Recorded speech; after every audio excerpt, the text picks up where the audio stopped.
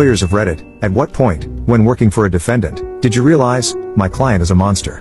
1. I listened to a 911 call where the victim's throat was slit while on the call by our client. I will never forget her gurgling and sounding like she was dying. Somehow she ultimately lived through this, saying, "He killed me, he killed me." 2. I'm on the other side, but I've got a defendant who went to prison for starving 3 adopted children to the point that they needed weeks of hospitalization, then got out of prison and married a guy with children so that she could start starving them. 2. Listening to her interview where she attempts to justify what she did to both sets of kids disturbed me more than any of the murder cases I've worked on.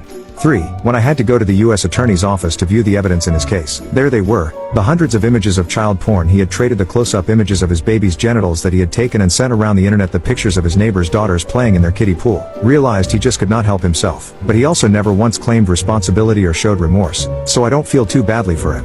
4. I had a client who was accused of domestic violence. Essentially, he threw his girlfriend out of a second-story window. Now he's got a terrible history